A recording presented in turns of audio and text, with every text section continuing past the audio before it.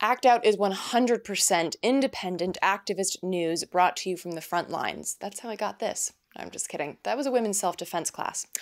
Obviously, I need to practice more. But Act Out needs your help to keep acting out, to keep bringing you the stories that corporate media will never touch. To become a patron of our show, visit patreon.com/actout.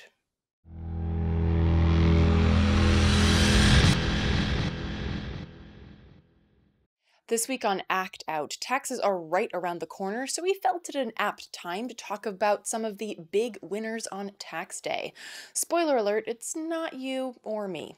Next up, we take a look at what it costs to get the worst accommodations in the United States. And finally, an angle on the gun debate that you won't hear discussed primarily because it could and would unite us more than divide us. Scott Crowe joins us to talk about his latest book and the tools of resistance and building from yesterday to today. From tweets to marching in the streets, this is Act Out.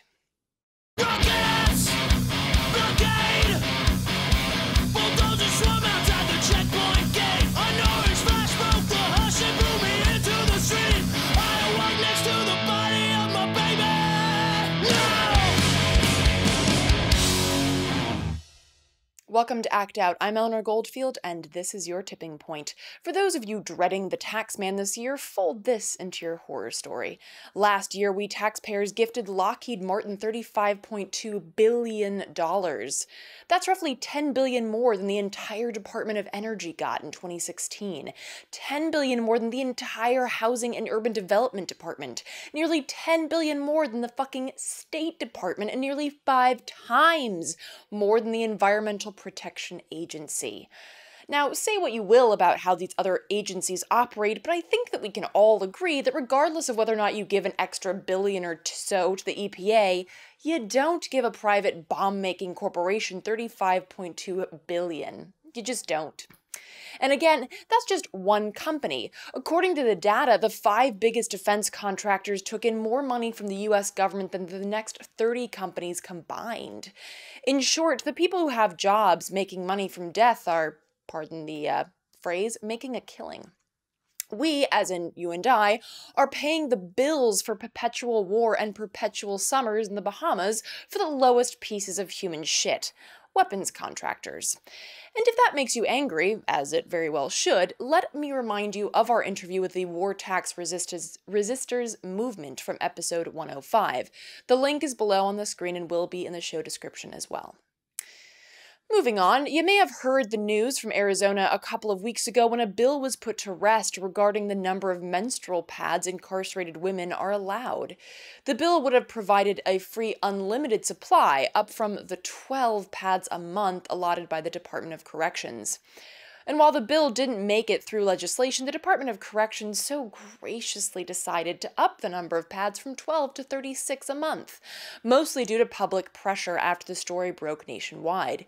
Prior to the new DOC decision, if women wanted more pads, they had to first ask permission from a typically male guard to buy more pads. They would then have to find the money to buy them, if they were even available, as many prisons never seem to have enough stock to meet the demand.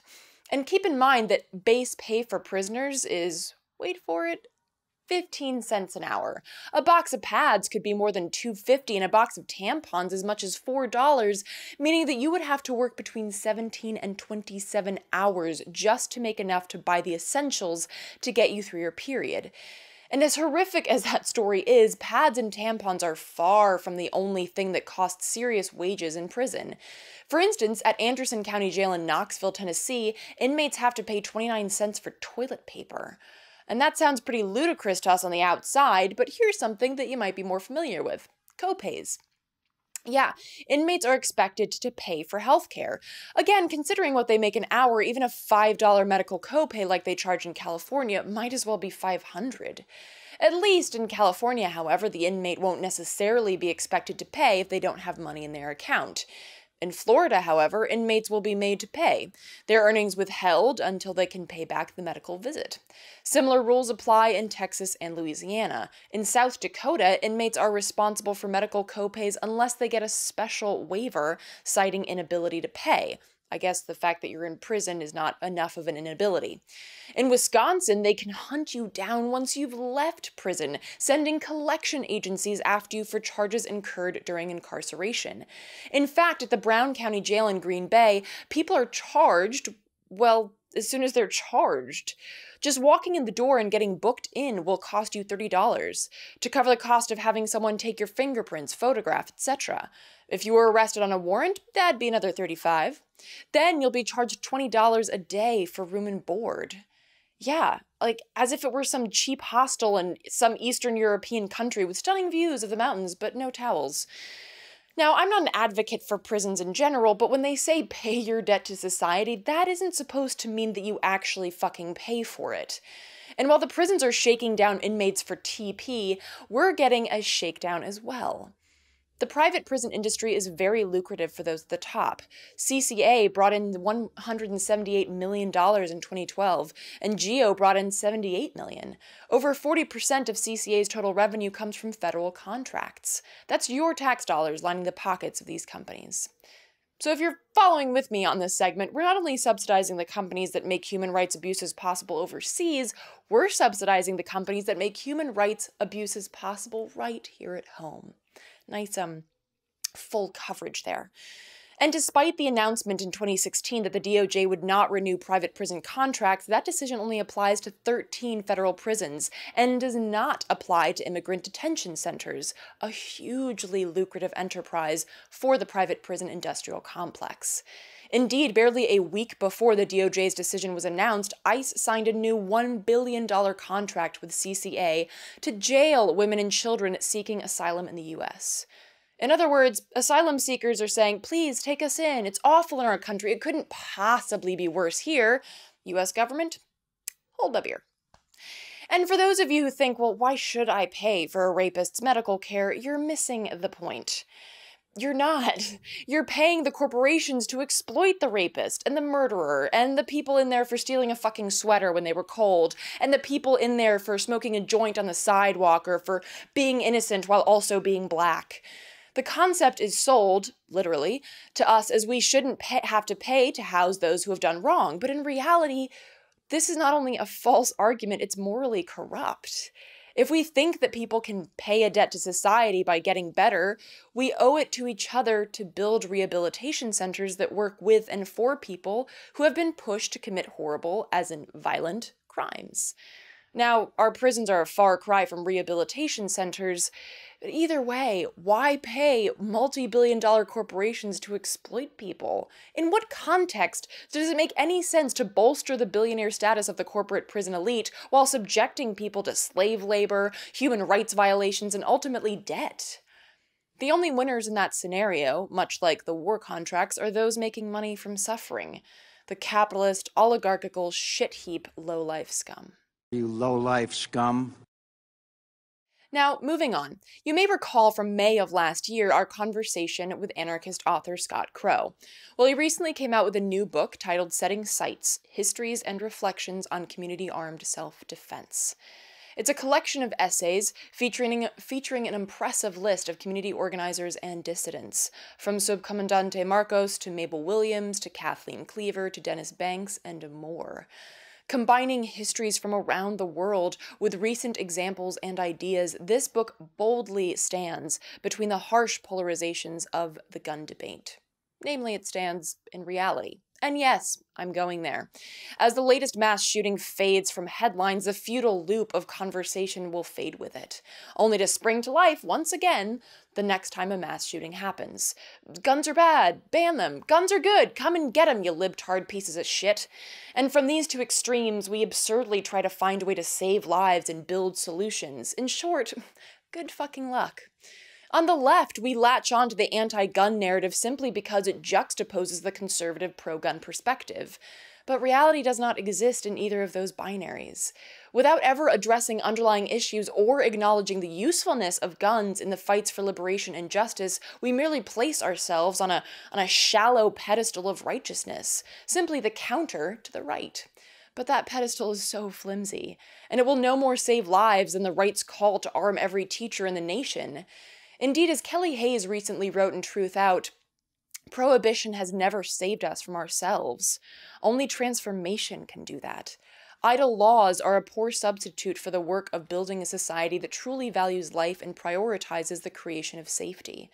The real work lies in unraveling our death-making culture and facilitating the transformation of both individuals and communities. And it is from this transformative work of community building, of building alternatives with and for the people, that Scott places the narrative of this book. Last week, we sat down with him to talk more about the gun problem that we do have in this country, the polarizing platforms from romanticization to demonization, and how bringing these stories into the zeitgeist can not only broaden and strengthen our movements, but do what neither Republicans nor Democrats can or want to do: save lives. Take a look. Just because you're pro-gun or that I say that people should own guns doesn't mean that I fall into that category that undeniably that people should have guns for any reason anywhere. Like I have often made the very simple analysis that guns are a tool, just like a shovel. And shovels can do wonderful, amazing things, so can guns, but they also can kill people, right? But I don't carry a shovel with me everywhere I go just in case I need it, right? Right? I don't and so why would I carry a gun around everywhere just in case I need it? I can tell you in the 51 years I've been on this planet, I've only needed a gun about 5 or 6 times where I thought my life was being threatened, like really threatened, not an existential threat. And so I think that until we begin to have nuanced conversations, that we're going to be stuck in that binary, which the NRA wants, of like pro-gun, anti-gun. Is it a matter of the kind of guns that we allow people to have, or is it just a matter of education with any type of guns? So really, it's a culture shift. We need to shift culture. The alienation in this culture is creating, and alienation doesn't just come from capitalism and economic systems. It's everything that's in here, everything that makes us all feel less connected to each other because we are connected. We're not actually having communities anymore. We're having these overlapping networks of people and doing things. So there's a sense of alienation that our people are there. But I think that there's culture shifts that need to happen because we need to ask ourselves, why are people struggling with depression? Why are people struggling with alienation? Because we try to pull it off to say it's one person, it's just this person, or it's just that person, but we run into hundreds of thousands, if not millions, of people who feel this alienation. And then within that culture, I think also we need to think about that even though quote unquote leftist culture is supposedly open ended and we want collective liberation for people or reform or whatever it is that people on the left are doing. But the thing is, there's a subcultural language that dominates on this that people benefit from that is alienating to those outside of it. And as a white man who's often gets like broadsworded with everything else, I could see I can stand up and go like, I know that's not who I am, and I have a sense of self about that, but a lot of people don't, and we're creating a whole generation of lost boys who are drawn to this red pill stuff, who are drawn to the men's rights movement, who are drawn to the Pepe memes. I mean, this is a whole spectrum of people who have a huge online culture that reinforces itself and reinforces misogyny and stuff, and it's all related. So you can't just say less guns, or you can't say let's just put this kind of receiver on this kind of gun and all of a sudden it's all technically different. That's bullshit. That's not even putting a band-aid on it. That's not even trying. So but these other pieces of shifting culture are much harder to do. There's I'll tell the truth is that I don't have the answer to it. I only have my small piece of it, which is to challenge the dominant gun owning cultures that are around, that are tied to corporate lobbying and that are also tied to patriarchal and misogynist culture. Instead of just knee jerk and saying we're against guns, we're against shovels, we're against knives, or whatever that we are against, we have to figure out what we are for and then how we integrate that. I want to be very clear. I'm going to talk about mass media, especially like video games and film and stuff. What is the story that gets told over and over again that you can solve your problems with guns? And that is the first line of defense. I'm not calling for censorship or anything. I think we need to create other films and other narratives that actually challenge that. Is there a way that we could create guns, films and guns where it was much more nuanced and much more serious about that? Like just as a silly example, But I think that these things have to happen. And coming from an anarchist perspective, of course, there's no laws that are going to be written that are going to make it okay for anybody. Nobody. No, not in any side of the debate, because all laws are reactionary, bureaucratic, arbitrary, and selectively enforced, and they mostly target poor people of color. One of the things that anarchist collectives seem to be really good at is outreach to, in particular, the dethroned poor white communities, which it seems to be tied to this rise in mass shootings, because there weren't really mass shootings in this country before the 80s, when we really started to see, like, in particular, the white man for the first time in this country's history be dethroned in that extreme way. And then when your recourse is to grab a gun, if that's the only thing that you're allowed to grab because you're not allowed to have emotions, you're not allowed to feel lonely, like, it seems to be like, well, that's the obvious answer then. Right, and I think that there's another piece in this, because I want to address the thing about anarchists being able to reach out in these communities. Is that, but I want to address another piece here, is that capitalism got hold of gun ecosystems, and so guns became like, when I grew up, you had like a 30-06, you might have had like a revolver or something. This is like, handed down from your grandfather to you. There is a tradition of that, right? But when you start to introduce what started as M16s, military grade rifles, that became AR-15s, and then they became this object like a sports car or a fashion statement.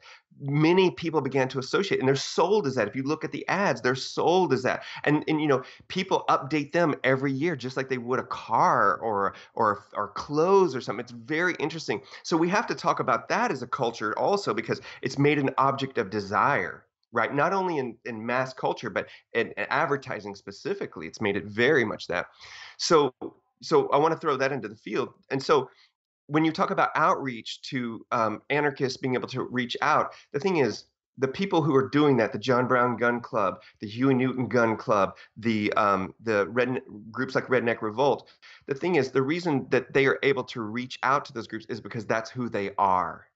There's not it's not suburban kids largely who went to college and did all these things and said, oh, conceptually we should do this. It is because it's their people in their community. But what we have done, this is the beautiful thing that anarchists have done, is created a space that was not dominated by right conservative culture. So Redneck Revolt, John Brown Gun Club, they have been able to reach those people where they are. Right. And that's because they're talking to them as neighbors, they're talking to them as church members, they're talking to them as people that they know, not as leftists who or anarchists who know better than they do. They're like, I'll meet you where you're at. And I Right. think that that's a really good approach. So, moving into the book, there seems to be this juxtaposition in the conversations that we have, people that is, about armed self-defense and what Ward Churchill calls in his foreword a strict compliance with the parameters of of dissent permitted by the state. So, what about the space in between? Are there, like, tactics in between? Are there tactics in between that you feel could really speak to this idea of community self-defense, of justice, and of freedom? Or is it just you either fall in line with what the state wants, which won't help, or you allow yourself to step into this armed self-defense? No, I think that's what's wonderful about it, is that there's incredible gray area. And let's be clear, in my book, I'm not proposing that everybody carry guns or that we all need to have guns or the guns are the solution by any means. Actually, the book and all the essays that are in there from multiple writers ask the questions. Is this appropriate? How do we not perpetuate same culture with these death machines? And so if I think about it like that, yeah, there's a whole spectrum in between that of like, if and as an anarchist, I am never going to rely on the state. I do not rely on the police. I do not rely on the military. These are not abstract concepts. This is my real life for the last 25 years of doing this, that I don't rely on them. So if I'm going to do that, then I have to ask, well, who's going to do this? Who's going to do the hard, dirty work? And that's kind of part of how I got there. Well, and you touched on something that I wanted to ask about as well, because and you mentioned this in the book as well, like what's important is not to make violence the objective, or to make guns the objective. They are, again, a tool. But how do you stop? Because looking historically, it seems so easy to fall into this cycle where then you just lean back on having the gun, and you just lean back on being violent because it's easier. It's easier than dealing with people and dealing with dissent. Like, how do you think is the best way to avoid falling into something like that? By not prioritizing guns and challenging dominant gun culture that exists today are two different things. The third piece is that to recognize that, are there ways to take up guns collectively for temporary amounts of time that you put them away when you're finished with it? You don't just continue to stand them and become standing armies.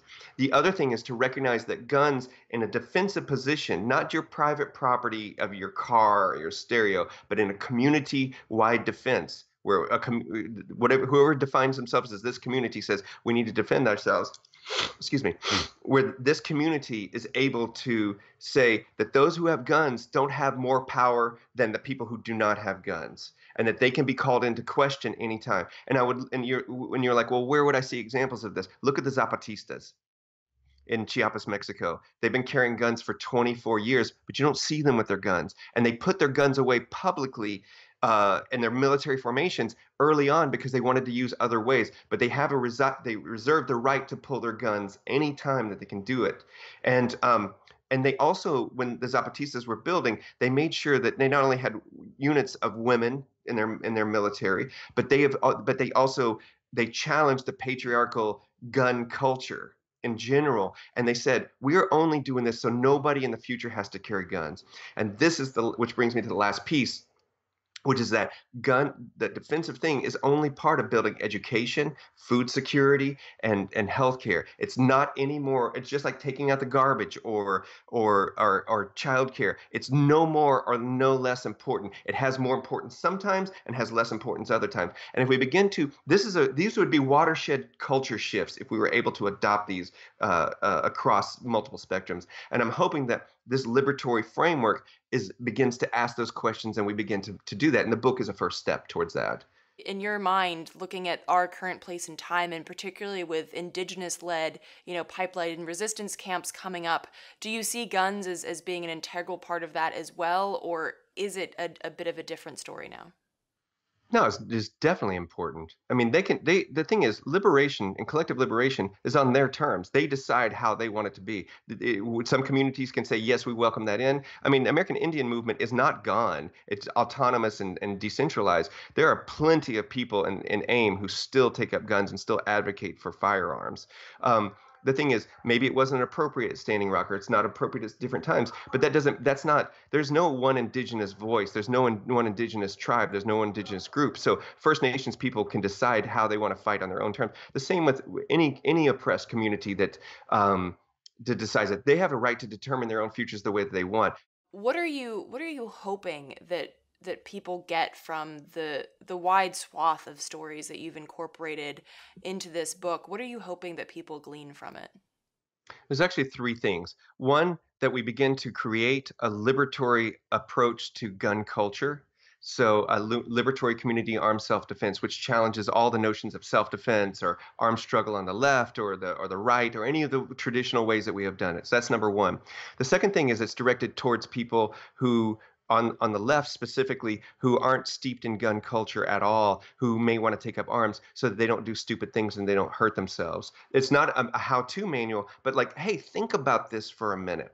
And then the third one is I really would like this book to reach right-wingers. I would like it to reach libertarians, big L libertarians, people outside of that, to understand that there is a culture that comes from quote unquote leftist traditions that is more in agreement and makes us less different than they are in some ways. And again, this is not because we have to get along on everything, but that we can begin to have nuanced conversations to look at this thing that my friend Sue Hildebrand calls the totem, this gun, the totem, and then we begin to actually have these more nuanced conversations around it. And that that address health issues, and mental health issues, that address food security, education, all the things, the inequalities that are there, that they become wrapped up in this liberatory culture. So again, that's the three audiences and the premise of what I'm trying to get. And then four, I guess, would be to recognize that there are real costs in this.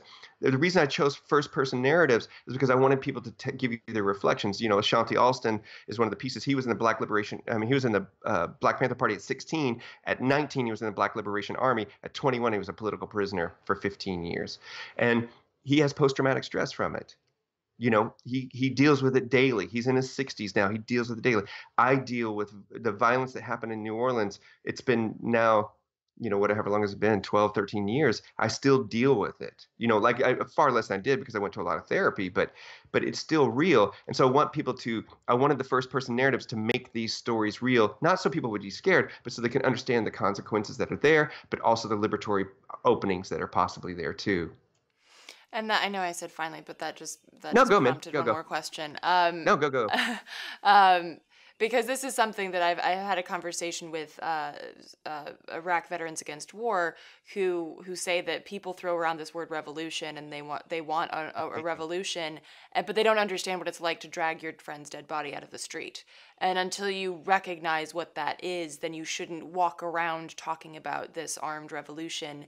Would you say that, and it seems like in your book too, there is that very powerful, like, this is what happened to us, but this is, we're not bragging about what we did, but we only did it because we had nothing else to do. Would you say that it's kind of the same thing? Like, you need to take those people down a notch that are talking about, like, yeah, revolution against the largest military the world's ever seen?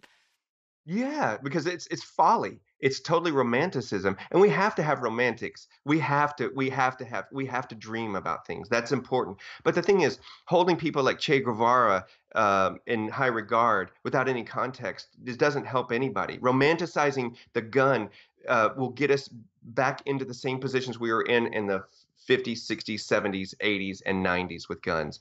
And it doesn't challenge it. So again, the book is, I hope, is proposing this other way of looking at it where we don't romanticize it, but we say that there are some dreams and this might be helpful towards getting towards those dreams, but they're not the answer to getting towards those dreams.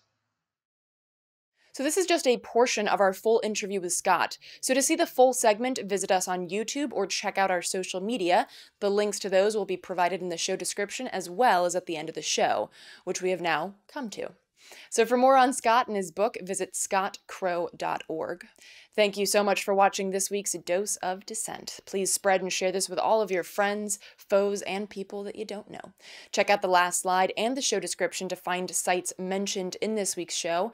And for interim updates as well as posted videos, images, and articles, visit us on social media, and links to that will also be at the end of the episode and in the description. From the Devil's Den, good night and act out. And real quick, to keep independent, non-corporatized media like this show going, donate at Occupy.com/donate. If you'd like to donate directly to Act Out, visit Patreon.com/actout. I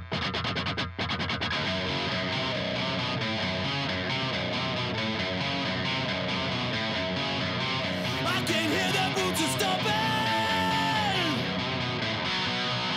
Come on, boys, let's get some rocks to throw. I can't stand to hear my father cry anymore. Time we left one of you motherfuckers dead in the road. We've been backing up inch by inch. We got nowhere else to go. It's been too many years since you pushed and set my shove. I'm not a fighter.